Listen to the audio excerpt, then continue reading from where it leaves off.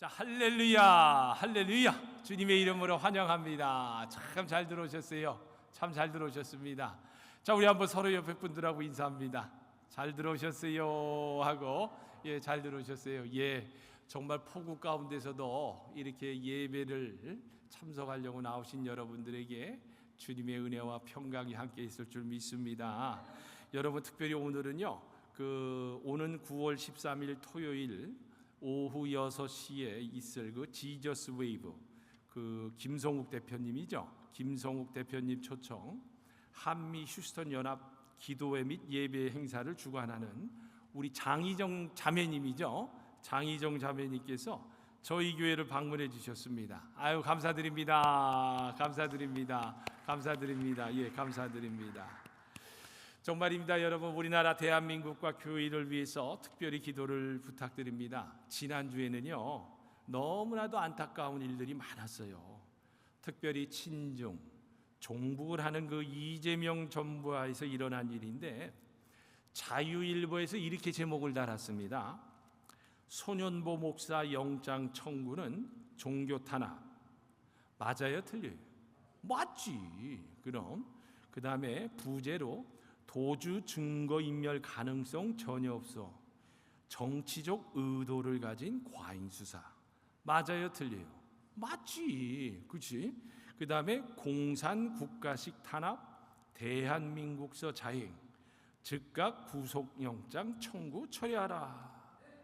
그런데 이걸 어디서 했냐면요, 자유통일당 정광훈 목사님께서 하는 대한민국 바로 세우기 국민운동본부 대국본에서 지난 4일 성명을 내고 부산경찰청의 세계로교회 소년보 목사에 대한 구속영장 청구에 대해 강력하게 규탄한 내용이라는 거야. 이게 여러분 보세요.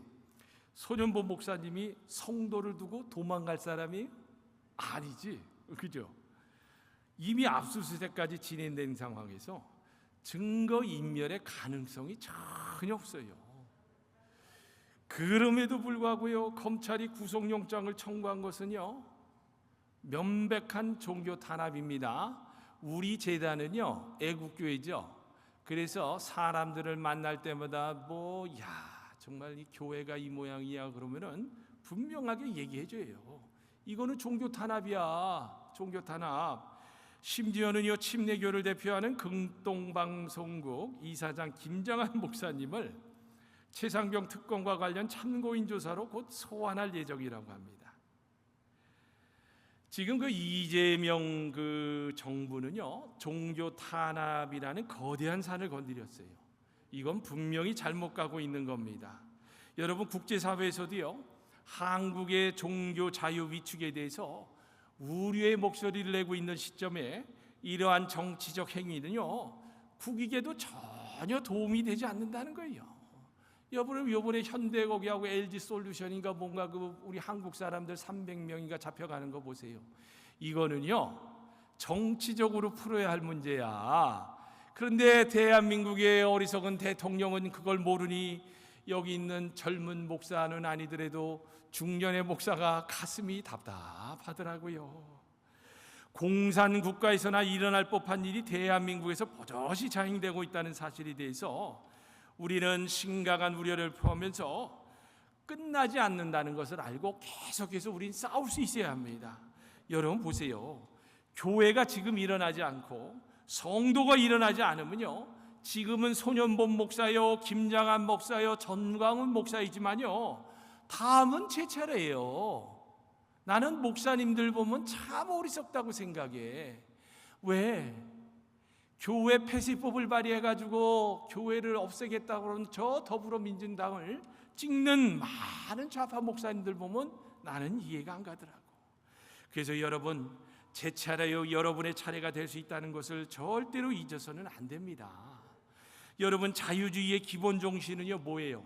자유와 평등 아니에요. 그리고 생명 존중 사상인 겁니다. 근데 이게 다 뭐로부터 왔다? 성경으로부터 왔다는 거예요. 그래서 모든 인간은 태어날 때부터 자유로우며 그 존엄과 권리에 있어 평등하다. 이게 세계 인권선언 제1조 첫머리예요. 그래서 인간으로서 양도할 수 없는 권리를, 천부인권을 말하는 비타협적인 권리라는 거야. 그러나 저 러시아, 중국, 북한은요, 국가 체제로서의 출발점이 대한민국하고 완전히 다릅니다. 거기는 유물론이에요. 인본주의 중심입니다. 마크스 레닌주의입니다. 여러분, 마크스 레닌주의는요, 잘 아셔야 됩니다. 스탈린, 마오쩌둥, 김일성을 거치면서요, 공산 전체주의 파시즘으로 지금 고착됐어요. 그런데 이런 체제가 개인의 존엄이 존재할 토양이 있어요, 없어요? 없어. 개인이란 공산 전체주의를 위한 하나의 도구일 뿐입니다. 인권 개념이 존재할 수 없어요. 생명 존중이 아닌 생명 경시 사상이라는 겁니다. 우리나라 대한민국을 위해서 꼭 기도해 주시길 바랍니다. 특별히요, 교계 지도자들을 깨어나기를 위해 기도해 주셔야 돼. 최근에 어느 목사님께서 글을 올려줬어요, 저한테. 세계 자유 한국 연합동포 카톡방 대표 되시는 분이에요. 그런데 그분이 한국에서 이번에 윤석열 어게인 집회를 나갔다가 깜짝 놀랐다고 합니다. 뭐냐? 세상에 목사님, 좌파 목사가 이렇게 많은지 몰랐어요. 세상에 우리는 신본주의, 하나님 제일주의 사상인데 안 그런 사람들이 너무나도 많습니다. 그래서 우리가 김성욱 대표 초청해서 또 시대가 들어가는 것도 돌아가는 것도 들어보고 알아야 되잖아. 그리고 주변 사람들을 자꾸 깨울 수 있어야 되는 겁니다. 아멘. 이런 이야기가 있습니다. 인도 선교의 그 선구자라고 알려진 윌리엄 캐리 선교사님의 이야기인데, 여러분, 이분이 하던 일이 뭔 줄 아세요? 나는 그 윌리엄 캐리 선생이 아주 똑똑하고 그래서 나는 뭐 변호사나 아니면 뭐 음악가나 뭐 이런 쪽인 줄 알았어. 근데 알고 봤더니 이분 직업이 구두수성공이었어. 구두수성공. 야, 근데 구두수성공이 세계를 놀라는 선교사가 됐다는 거예요. 그가 하나님의 사랑을 경험하고 그 사랑에 감격한 후에 이 마을 저 마을 옮겨 다니면서 생명의 말씀을 전하는 데 힘쓰고 있었습니다. 근데 어느 날 이제 그 친구가 찾아서 이렇게 물어요. 야, 캐리야, 너에게 심각한 이야기를 내가 한마디 해주고 싶다. 그러니까 이 캐리가 그냥 무슨 말이든지 해보라고 합니다. 그러자 친구가 이렇게 말을 합니다. 야, 캐리야, 너는 너의 본업을 잊고 있어. 허구한 날 선교만 하러 다니니까 돈벌이가 늘 그렇지 않은가. 야, 너 일을 등한히 하지 말어. 그럼 가난하게 살아. 그러자 이제 그 말을 들었던 캐리가 뭐라고 했는 줄 아세요? 이보게, 내 본업을 등한히 한다고 내 본업은 절대로 등한히 안 하는 사람이야. 나는 내 본업이야말로 하나님의 나라를 확장하는 것일세. 구두 입는 것은 단지 그 비용을 위한 일일 뿐이야. 사랑하는 여러분, 여러분이 생명이 있으나 여러분이 호흡을 가진 생명을 가지고 있다라면은 그때부터는 본업이 하나님의 영광을 위해서 살아야 되는 거예요. 그래서 우리는 여기서 좋은 교훈 하나를 얻을 수 있어야 합니다. 본업과 분업을 명확하게 구분할 줄 아는 그리스도인입니다. 우리도 역시 나 자신의 신분에 맞는 본업과 분업을 명확하게 구별할 수 있어요. 목적이 분명해야 한다는 겁니다. 우리 그리스도인의 가장 큰 소망은요, 뭐예요? 하나님께 이르는 거야. 쉽게 표현하면 하나님 나라 천국에 들어가는 겁니다.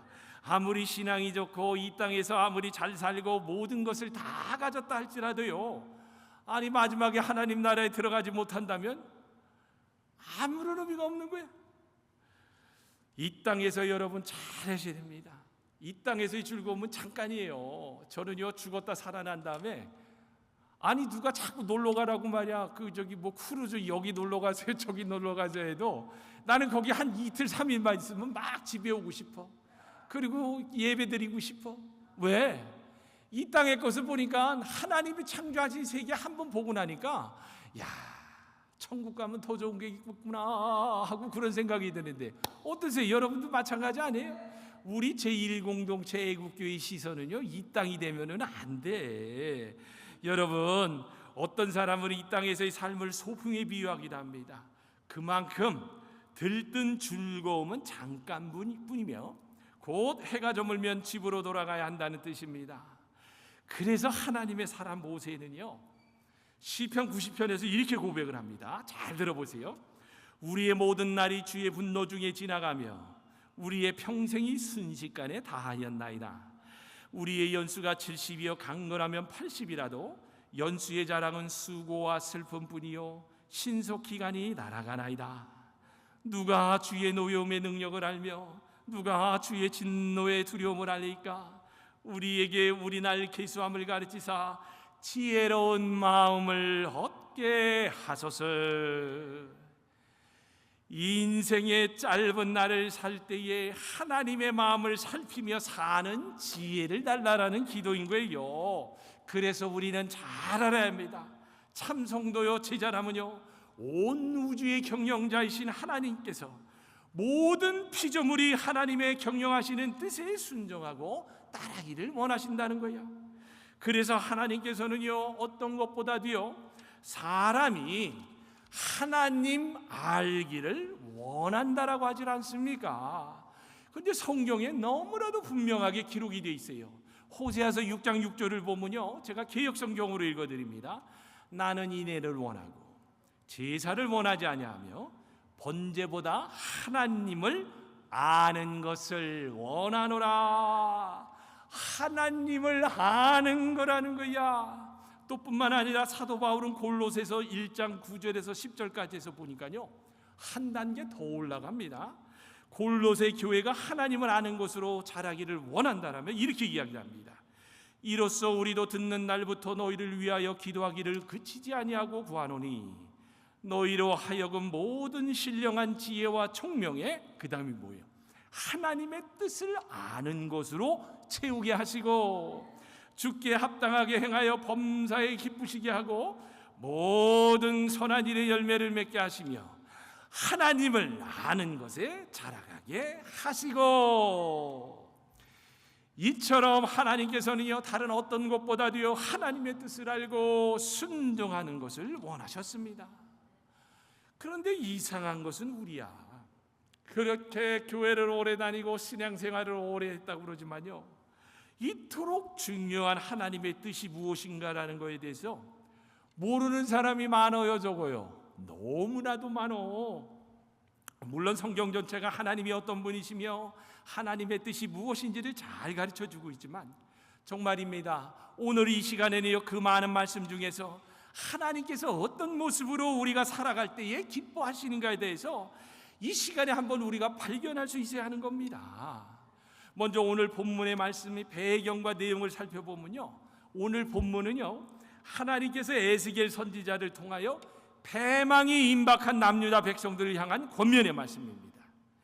이 말씀이 선포된 시기는 남유다가 바벨론에게 패망하기 직전이었는데, 근데 이 말씀의 내용 전체를 보면요, 마치 아버지가 위기에 처한 자식에게 하는 듯한 애절함이 배어 있다라는 거예요.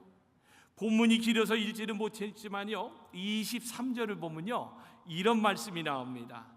나 주 하나님의 말이다. 악인이 죽는 것을 내가 조금이라도 기뻐하겠느냐?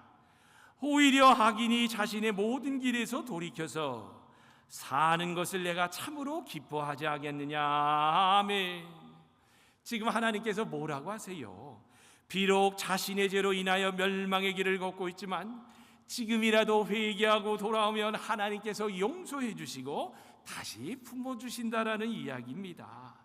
이 말씀에서 우리는 하나님께서 무엇을 기뻐하시는지 알아챌 수 있어야 해요. 아주 영적으로 민감해야 합니다. 그게 뭐냐? 하나님께서 기뻐하시는 뜻은요, 사는 것, 그래서 살았으면 살리는 것, 즉 생명이라는 겁니다. 생명. 요한복음 또 6장을 보면요, 오병이어의 놀라운 기적의 이야기가 나오는데요, 그런데 여기에서 우리가 놓치지 말아야 할 것이 하나 있습니다. 예수님께서 이제 자신에 대하여 말씀하시면서 하나님의 뜻을 우리에게 밝혀주신 건데, 참 사람들은 한계가 있어. 근데 저도 과거의 신앙이 이랬던 것 같아요. 보세요, 5천 명이 배불리 먹을 수 있었던 기적을 경험한 사람들이요, 야, 저 예수만 쫓아다니면은 뭔가 떡고물은 떨어지겠구나. 그렇죠? 그래가지고 줄기차게 기적과 표징을 구하면서 예수님을 따라옵니다. 그러자 예수님께서 이미 다 아셨어. 아이고, 요놈들의 마음에 품은 잘못된 생각들을 밝혀내십니다. 그러면서 이렇게 이야기하세요.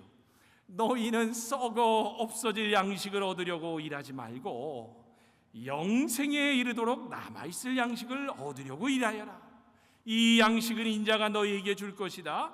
아버지 하나님께서 인자를 인정하셨기 때문이라고 하시면서 예수님께서 육신으로 오신 목적과 하나님의 아버지가 보내신 뜻을 밝히셨다는 겁니다. 그러면서 하나님께서 보내신 일을 믿는 것이 곧 하나님의 일이다. 나를 보내신 하나님의 아버지의 뜻은 내게 주신 사람을 내가 한 사람도 잃어버리지 않고 마지막 날에 모두 살리는 일이라. 아멘. 여기에서도 오늘 본문과 똑같지 않습니까? 마찬가지로 하나님의 기뻐하신 뜻은요, 사는 것, 내가 살았으면 그 다음에는 살리는 것, 생명이라는 겁니다. 자, 그렇다면 하나님께서 기뻐하시는 생명이 뭘 의미하는 건가? 성경의 전체의 주제를 보면 뭔 줄 아세요? 저는 그런 것 같아. 한 단어로 표현하라고 하면요, 생명이라고 할 수 있습니다. 창세기에서 하나님께서는 하나님의 형상대로 사람을 만드셨는데 그 사람이 약속을 깨뜨리고 죄를 범해서 죽음이 왔다고 했습니다. 창세기 3장 22절 23절에 보면요, 분명하게 이야기가 나오는데 여호와 하나님이 이르시되 보라, 이 사람이 선악을 아는 일에 우리 중 하나같이 되었으니 그가 그의 손을 들어 생명나무 열매도 따먹고 영생할까 하노라 하시고, 여호와 하나님께서 에덴 동산에서 그를 내보내어 그의 근원이 된 땅을 갈게 하셨느니라. 죄로 인하여 영생의 삶에서 쫓겨나 흙으로 돌아가는 죽음이 왔다는 거예요. 그러면서 이후부터 요한계시록까지는요, 죽음에서 다시 생명을 얻는 길을 가르쳐주고 있더라는 거야. 보세요, 요한계시록 22장 17절을 보니까요, 성령과 신부가 말씀하시기를 보세요.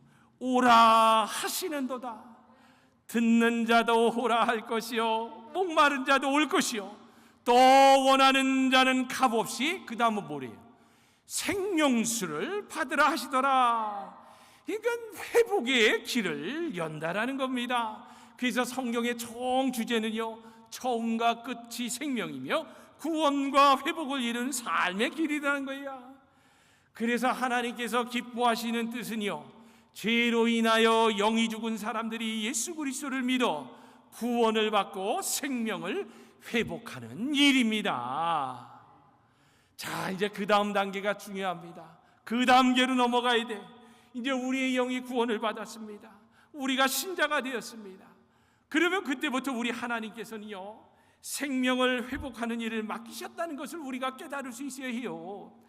다시 말해서 우리가 예수 그리스도로 인하여 새 생명을 얻어 하나님의 자녀가 된 것처럼요, 다른 사람에게도 이 생명을 전하여 살게 하는 일을 해야 한다는 거야. 근데 그 이야기가 고린도후서 5장 17절에서 19절에 너무나도 잘 설명해 주고 있어요. 그런즉 누구든지 그리스도 안에 있으면 새로운 피조물이라, 이전 것은 지나갔으니 보라 새 것이 되었도다. 모든 것이 하나님께로부터 났으며 그가 그리스도로 말미암아 우리를 자기와 화목하게 하시고 또 우리에게 화목에 하는 직분을 주셨으니 곧 하나님께서 그리스도 안에 계시사 세상을 자기와 화목하게 하시며 그들의 죄를 그들에게 돌리지 아니하시고 화목하게 하는 말씀을 우리에게, 그 다음이 중요합니다, 부탁하셨느니라. 성경의 이야기예요, 제 이야기가 아니라. 우리가 예수 그리스도를 통하여 새로운 피조물이 되게 하신 이 복음이 화목케 하는 말씀이라고 합니다.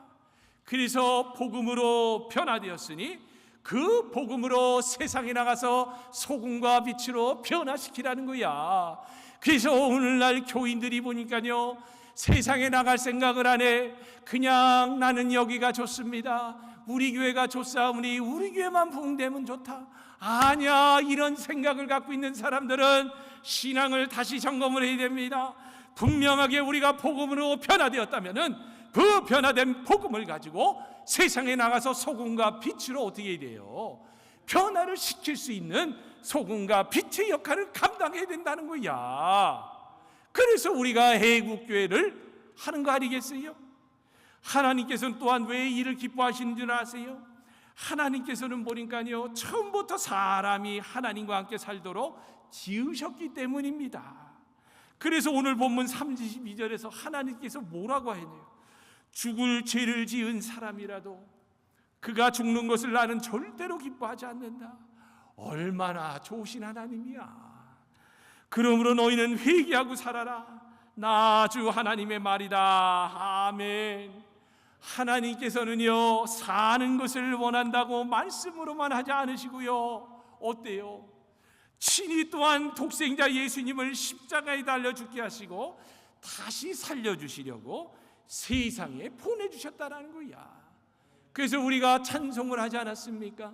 속죄하신 구세주를 내가 찬송하리라. 또 사망에서 생명으로 나를 살려주셨네.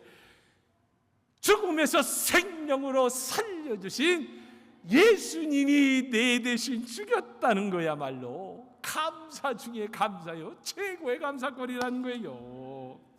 여러분, 요한복음 6장 38절 39절을 보면요, 분명하게 말씀하고 있습니다. 개역성경으로 읽어드릴게요.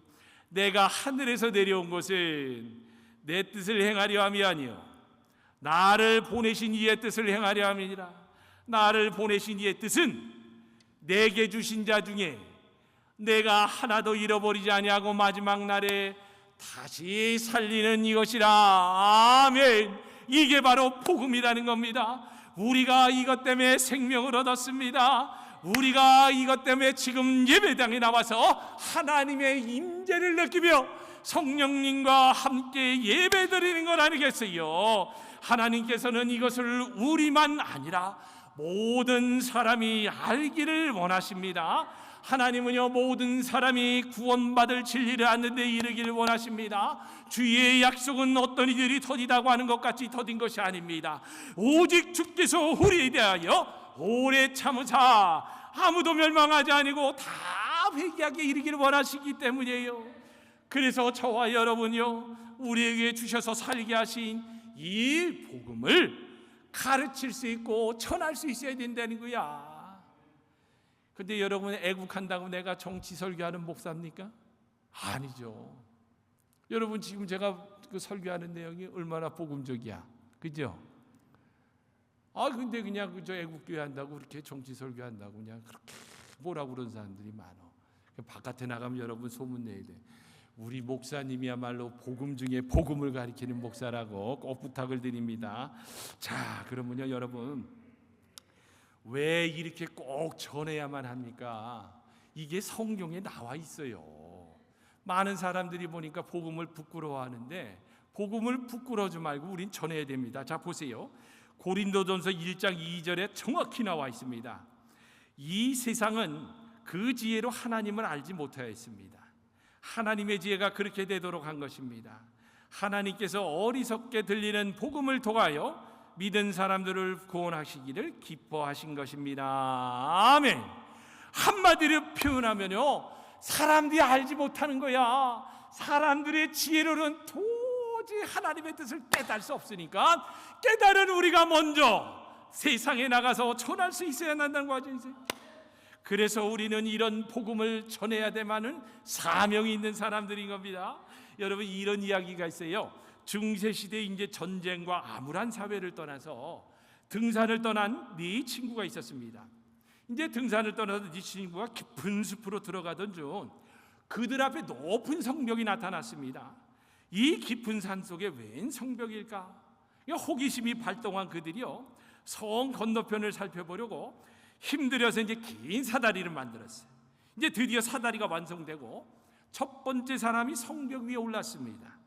그 친구는요, 올라서자마자 우와, 세상에 이런 이렇게 아름다운 세상이 있구나 환호를 지르고는요 사라져 버렸어. 지 혼자. 그러더니 두 번째 사람도 세 번째 사람도 마찬가지였습니다.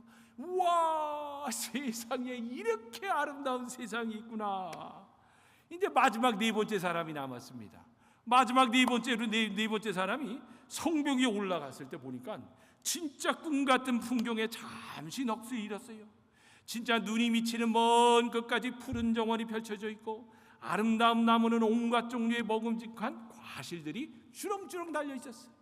그런데 이 친구는 나머지 친구들하고 달랐습니다. 정신을 차렸습니다.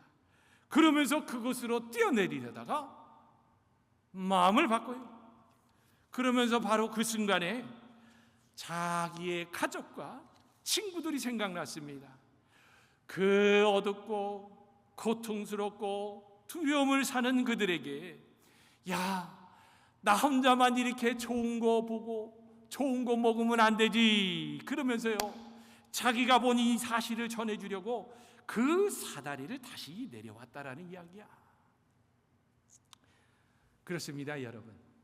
좋은 것을 알고 보았다면요, 여러분, 어떻게 그것을 혼자 간직할 수 있겠어? 못하지요. 저와 여러분이 듣고 깨달아 하는 하나님 나라의 생명의 복음이 바로 이러한 겁니다. 우리가 받은 하나님의 사랑과 구원의 은혜를 전하지 않는다면요, 우리가 주님 앞에 설 때에 얼마나 부끄럽겠어요. 또 귀한 얘기를 하나 드립니다. 이거는 성경에 나오는 이야기입니다. 열왕기하 6장 24절에서 7절 20절까지를 보면요, 엘리사 선지자 시대에 이제 아람 왕입니다. 그러니까 오늘날로 말하면요, 아람이 시리아를 말하는데 베나다 왕이 이제 전군을 소집하여 사마리아로 올라옵니다. 이게 이제 아람 군대가 이제 오랜 기간 동안 사마리아 성을 포위하자 사마리아 성에는요 너무나 굶주려서 뭐라고 그래요? 자신의 자식을 잡아먹는 일까지 일어났다고 합니다. 이제 그러던 어느 날 성문 어귀에서 구걸하던 나병 환자 4사람이 야, 여기 있으나 저기 있으나 굶어 죽을 것이니 그냥 아람 군대에 가서 항복하자. 그래서 그들이 살려주면 다행이고 죽이면 죽을 것이라 하고는 이제 아람 부대로 갔어. 그런데 웬걸 그곳에는 보니까요 진영만 그대로 남아있고 한 사람도 없었습니다. 이게 웬 떡이야 그러면서 나병 환자들은요 정신없이 먹었습니다. 그거야, 그렇죠? 그러면서 보물들을 챙겨서 숨겼습니다. 그런데 문득 생각이 나서 이렇게들 이야기합니다. 야, 우리가 이렇게 해서는 안 되겠다. 오늘은 아름다운 소식이 있는 날이거늘 우리가 침묵하고 있구나. 만일 밝은 아침까지 기다리면 벌이 우리에게 미칠지니 야, 이제 떠나 왕궁에 가서 알리자.